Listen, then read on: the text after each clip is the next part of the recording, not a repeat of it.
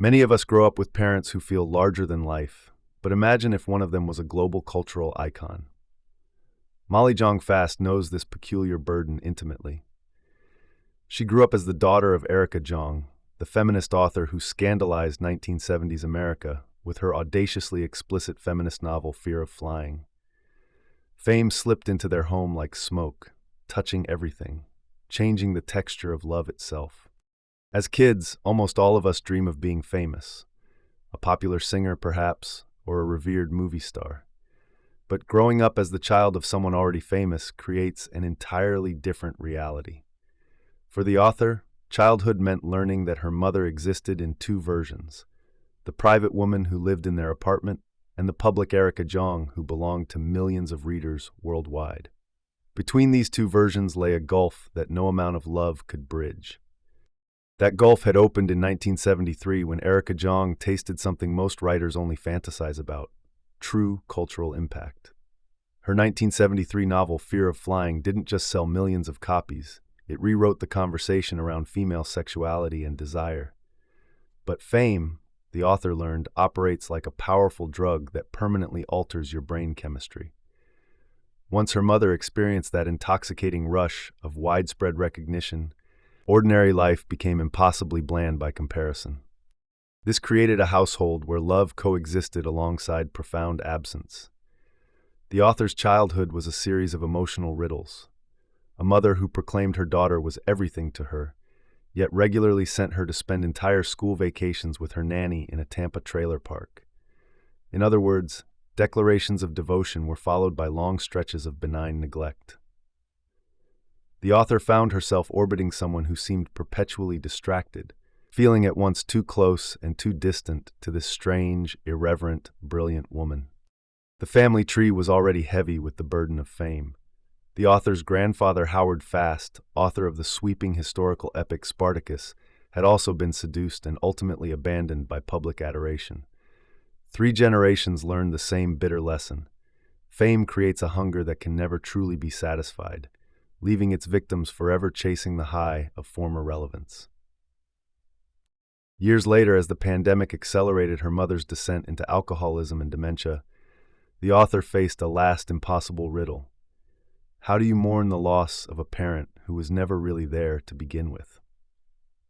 Could you imagine what it's like to have strangers approach you your entire life, yet they're not here to tell you how great you are?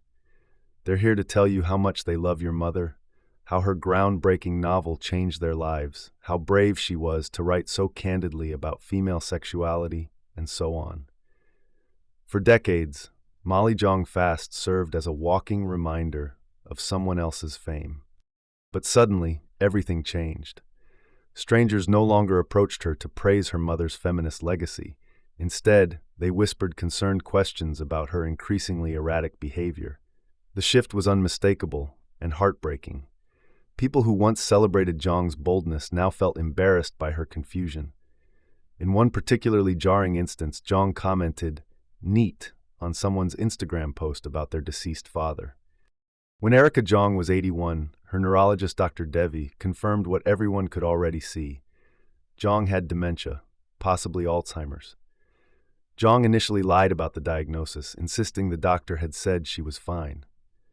The author's stepfather Ken, himself battling early Parkinson's, remained locked in protective denial.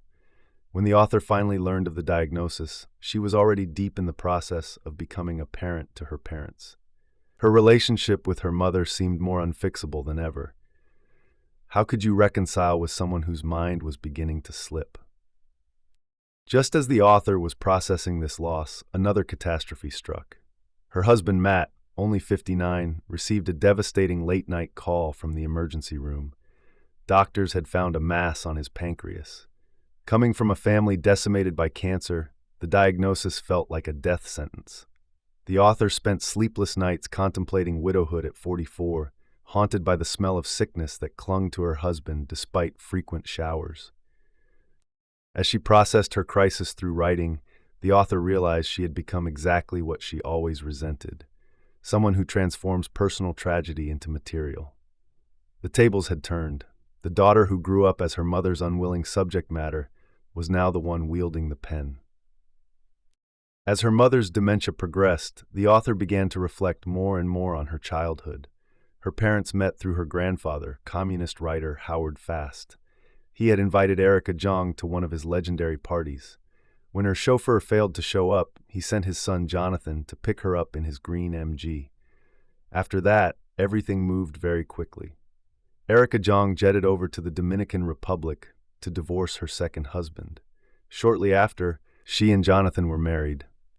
The family initially settled in bohemian 1970s Malibu, living in a shack between rock musicians and writer Henry Miller. But concerned that West Coast living would corrupt their future child, they eventually relocated to a Connecticut house constructed from old barns. Amidst this idyllic backdrop, the author's parents indulged in organic food, marijuana, and mutual irritation. In 1978, their daughter Molly was born. Her red hair proved to her mother that she was very special. Yet the author entered a household already destabilizing under competing literary egos and her mother's infidelities. The epic divorce that followed left both parents fleeing the family home, abandoning the author with her nanny Margaret for an entire year. Finally, she moved with her mother into a haunted Manhattan townhouse, painted bubblegum pink. Frequent break-ins and jarring encounters with her mother's stalker triggered Molly's developing OCD. Most painfully, her severe dyslexia rendered her an outsider in her own family of celebrated writers. Despite an endless procession of tutors, she struggled desperately with letters that refused to form coherent meaning. Her mother's romantic life became a revolving door of potential stepfathers. Wine merchants, architects, magazine editors, each representing a different possible future before inevitably becoming material for future novels. After a brief 90-day courtship, her mother eventually decided to marry a man named Ken. Although Ken showed little interest in serving as a parental figure to Molly, her mother promptly fired her beloved nanny Margaret, whom Molly considered her true maternal figure. The transition to Ken's sterile white brick apartment building completed their transformation from bohemian chaos to bourgeois respectability. There was only one thing missing from their perfect little world: a sense of family. We return to a time closer to the present, and the author is facing not one but two life-altering crises. Her mother is losing her mind while her husband is dying. Between doctor's appointments and meetings with lawyers and estate agents, she barely has time to feel sorry for herself. In a rare moment of grace, one of her husband's doctors delivers unexpected hope. Surgery could cure Matt's neuroendocrine pancreatic cancer. But the relief is brief. A little later, they find out that the so-called good cancer Matt has already spread to his lymph nodes. This means a 40 to 50% chance of recurrence. Suddenly, the couple's existence becomes an endless series of percentage calculations on exactly how long he is left to live. At the same time, the author has to contend with her mother's deepening dementia and physical decline. Erica Jong is swept up in delusions, grows increasingly incoherent, and is refusing to bathe. Her husband Ken wears diapers, drools constantly, and believes he's living in his childhood home in Great Neck. Yet both of them remain locked in denial about their conditions, convinced they will return to work soon. The burden of caregiving falls entirely on the author, who finds herself having to search for the least expensive of all the astronomically expensive nursing homes. She becomes trapped in the role she had always dreaded, the responsible adult managing everyone else's catastrophes while feeling barely able to hold herself together. Reflecting on her journey to sobriety at 19, the author recognizes the painful irony of her situation. She had gotten sober then because she realized no one was coming to rescue her.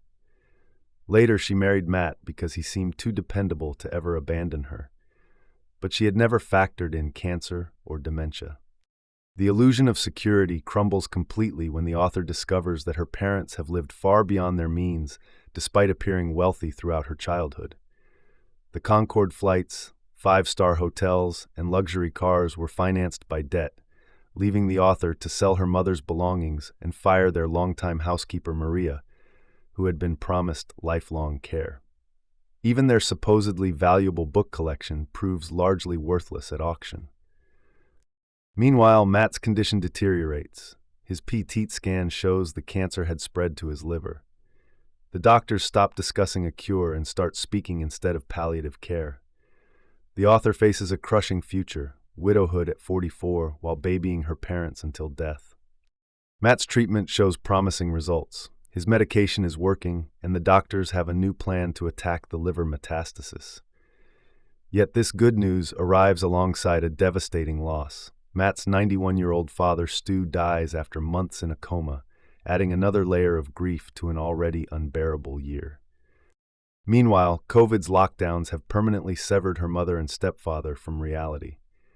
In many ways, they never emerge from quarantine, drinking and watching television until noon, forgetting about their personal hygiene, rambling incoherently. In a surreal moment that captures the protective power of her mother's fame, the author accompanies her demented mother to speak at her Barnard reunion. Despite Erica's obvious cognitive decline, the audience applauds her empty platitudes, simply because she remains a recognizable celebrity. Her fame has created its own reality, a bubble she cannot comprehend leaving behind. But this surreal spectacle offers no shield from reality. The year of death continues its relentless march as Ken's sister Patty dies, leaving him the sole survivor of his siblings. As visiting becomes an increasingly dreaded obligation, the author even finds herself unconsciously referring to her mother in past tense. For the author, the cumulative trauma manifests as severe depression. She starts sleeping not from fatigue but to escape consciousness. She stops eating entirely, ignoring concerned questions about her rapid weight loss. Simple activities like answering the phone become impossibly difficult, as if normal life exists behind an impenetrable barrier. Seeking resolution, and simply a break from it all, Molly travels to Venice with her son. As a child, she accompanied her mother on numerous trips to Italy, staying in crumbling, rat-infested houses, while Erica conducted her affair with a married Italian man. For the author, these visits were marked by disturbing encounters, including a predatory family friend who repeatedly cornered and touched her while her alcoholic mother remained obliviously drunk. But once in Italy, the author quickly realizes she has become trapped in an endless cycle of reliving trauma. She's fighting a war that's already been lost, and that it's time to stop fighting and move forward. In early 2023, the author finally succeeded in moving her mother and Ken into an expensive nursing home in Manhattan. That same year, her mother's masterpiece, Fear of Flying, celebrated its 50th anniversary. In a moment of cruel irony, the novel received major coverage in the New York Times Book Review, the literary recognition Erica Jong had craved her entire career. Yet by this point, she was already too far gone to comprehend the significance of this moment. She couldn't even remember writing the book that defined her legacy. As the author dismantled her childhood apartment, selling off her mother's carefully curated book collection and designer clothes, she found herself literally deconstructing the great Erica Jong. The process felt like an archaeological excavation of a life built on performance and pretense. Soon after moving to the nursing home, Ken's physical state deteriorated to the point where he had to enter hospice care. His death came swiftly, forcing the author to confront her own failures as a stepdaughter. Delivering his eulogy, she finally recognized her stepfather's fundamental kindness. She realized her lifelong resentment had been misdirected. The problem in their relationship was not his inability to give love, but her inability to accept it. The year's final twist was a happy one at last. Matt's latest scans showed complete clearance, no evidence of metastatic spread anywhere in his body. After almost a year of living their lives ruled by cancer, the couple could return to the mundane irritations of normal marriage, arguing about untied shoelaces rather than survival percentages. And yet there was an added new layer of seriousness to their relationship. The author realized they had crossed the irreversible threshold into true adulthood, becoming the generation responsible for managing decline and death. As her mother remained warehoused in expensive isolation, caught in a netherworld between life and death, the author reflected on her long year of crisis. She finally realized that some wounds can only heal through acceptance rather than resolution. As she walked her aging dogs with Matt on a cold January night, She knew she was ready to emerge from the wreckage of her upbringing, embrace her role as the boring, stable one, and face whatever losses lay ahead.